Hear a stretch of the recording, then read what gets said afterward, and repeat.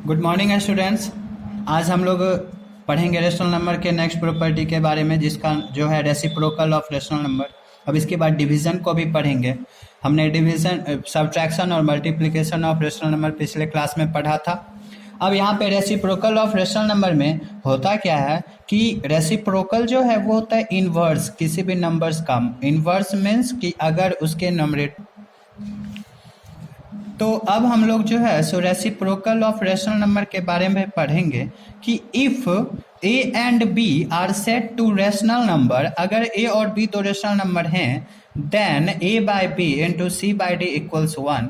अगर A by B और C by D का मल्टीप्लिकेशन प्रोडक्ट जो है अगर 1 हो जाए तो C by D A by B का मल्टीप्लिकेटिव इन्वर्स होता है या फिर रेसिप्रोकल होता है। तो इस तरह से हम लोग देखते हैं कि किसी दो नंबर्स का, दो रेशनल नंबर का प्रोडक्ट अगर 1 आता है तो दोनों नंबर एक दूसरे के मल्टीप्लिकेटिव इन्वर्स होते हैं या फिर दोनों नंबर एक दूसरे के रेसिप्रोकल होते हैं। तो किसी भी नंबर का रेसिप्रोकल किस तरह से लिखा जाए, तो reciprocal of any rational number is in the form of a by b. अगर कोई रेसिप्रोकल ए बाय बी के फॉर्म, कोई नंबर ए बाय बी के फॉर्म में है तो उसके रेसिप्रोकल को हम लोग लिख सकते हैं as a by b whole to the power -1। A by b whole to the power -1, या उसको लिख सकते हैं बी बाय ए, क्योंकि अगर पावर -1 है तो इसके बारे में हम लोग जानते हैं कि पावर माइनस होता है तो वो इन्वर्स पलट जाता है, डिनोमिनेटर नोमिनेटर में, नोमिनेटर डिनोमिनेटर में। अब इसके बाद इसको वेरीफाई करते हैं, वेरिफिकेशन करते हैं। तो जब दो नंबर्स का प्रोडक्ट 1 हो तभी वो रेसिप्रोकल होता है। तो let 4/5 and 5/4 are two rational number, then 4/5 into 5/4 equals 4 into 5/5 into 4, 5 1 जा 5, 5 1 जा 5, कैंसिल 4 1 जा 4, 4 1 जा 4, हेंस 1/1 दैट इज 1। यानी कि 4/5 और 5/4 दोनों का प्रोडक्ट कितना हो गया, तो 1।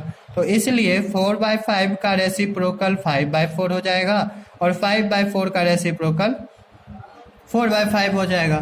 तो इस तरह से both number are reciprocal of each other and multiplicative of inverse of each other.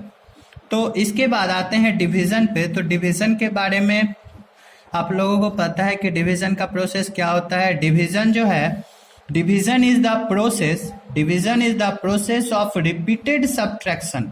यानी कि अगर किसी नंबर को लगातार सब्ट्रैक्ट किया जा रहा है तो उस प्रोसेस को डिवीज़न कहते हैं।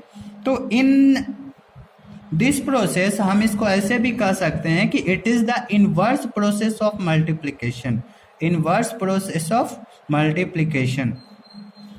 तो इसमें डिवीज़न को थोड़ा सा एग्जांपल अल्जेब्रिकली समझते हैं कि if A by B and C by D are two rational number, अगर ए बाय बी और सी बाय डी दो रेशनल नंबर हैं तब A by B divide C by D is equals A by B into reciprocal of C by D, और इसको लिख सकते हैं A by B into D by C. तो इस तरह से डी बाय सी में अब यहाँ पे हमको ध्यान देना होगा कि बी, सी और डी ये तीनों जो है सो इक्वल 0 के नहीं होना चाहिए, यानी कि इनका वैल्यू 0 नहीं होना चाहिए। अब इसके बाद एग्जाम्पल लेते हैं। तो 18/25 और -9/5 दो रेशनल नंबर है। अब इन दोनों को डिवाइड करेंगे तो 18/25 डिवाइड -9/5 इक्वल्स 18/25 इंटू -5/9।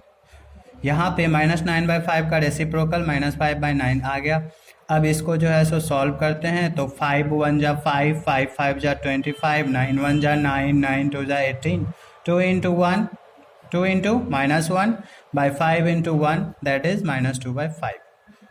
अब इसके बाद इसके प्रॉपर्टीज़ को पढ़ते हैं। तो ये हो गया डिवीज़न, और डिवीज़न से रिलेटेड अब प्रॉपर्टीज़ को देखना है। तो व्हाट इज़ द प्रॉपर्टीज़, तो इसके प्रॉपर्टी इस तरह से हैं कि when a rational number is divided by another rational number, अगर एक रेशनल नंबर को दूसरे रेशनल नंबर से डिवाइड करते हैं, यानी कि एक रेशनल नंबर दूसरे नंबर से डिवाइड होता है तो क्यूसेंट जो है हमेशा एक रेशनल नंबर ही होगा।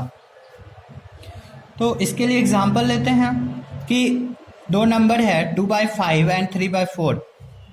2/5 divide 3/4 is equals 2/5 into 4/3, 2 into 4 5 into 3 that is 8/15. It is also an integer.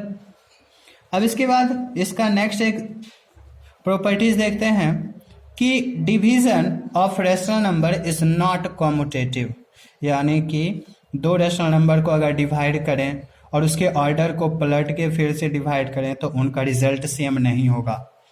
It means a divide b is not equals c divide b divide a.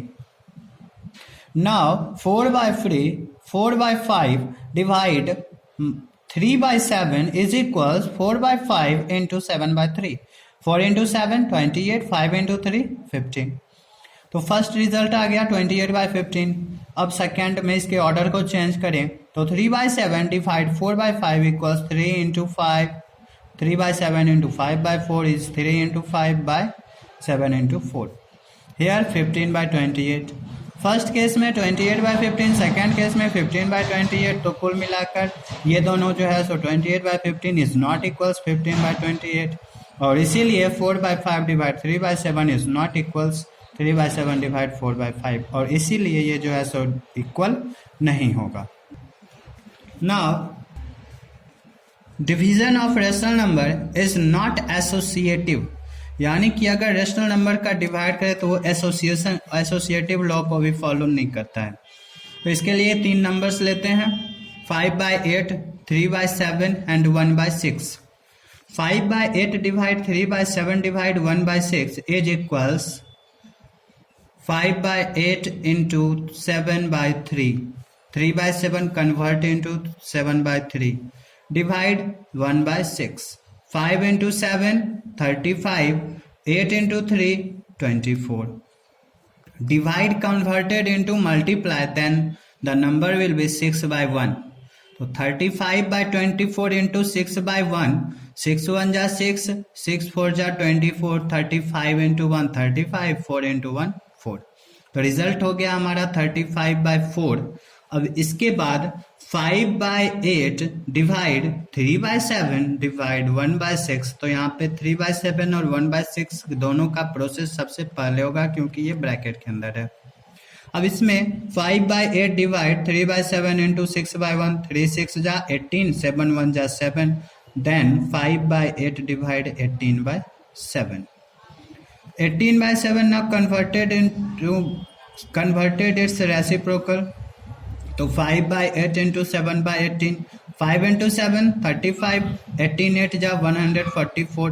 तो फर्स्ट केस में result आया 35/4, second case में result आया 35/144 जो कि एक दूसरे के इक्वल नहीं है.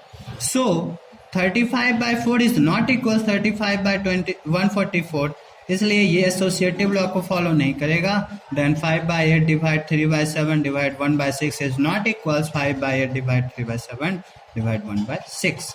तो इसके बाद आते हैं कुछ स्पेशल प्रॉपर्टीज को फॉलो करता है या नहीं उसके बारे में. तो डिवीजन के स्पेशल प्रॉपर्टीज हैं. If a/b is a rational number then and n is non zero integer. अगर a/b कोई रैशनल नंबर है और n कोई नॉन जीरो यानी कि जीरो को छोड़कर कोई दूसरा इंटीजर है तब a/b is equals a into n by b into n, यानी कि इसके इक्विवेलेंट रैशनल नंबर फाइंड होंगे और इक्विवेलेंट रैशनल नंबर का वैल्यू भी यूनिक ही रहता है रैशनल नंबर के बराबर. इसलिए -3/5 is equals -3 into 2/5 into 2, -3 into 4/5 into 4, -3 into 5/5 into 5 is equals -3 into 7/5 into 7.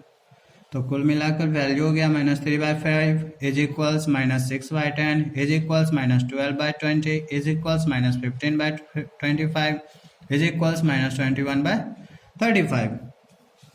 फिर इसके बाद दूसरा है इसके स्पेशल प्रॉपर्टी में कि if a/b is a rational number. अगर a/b कोई रैशनल नंबर है and n is non zero integer, n कोई नॉन जीरो इंटीजर हो तब a/b is equals a divide n by b divide n, यानी कि कोई कॉमन फैक्टर अगर हो तो उसको डिवाइड करे तो रिजल्ट वही होगा जो कि एक रैशनल नंबर का होना चाहिए.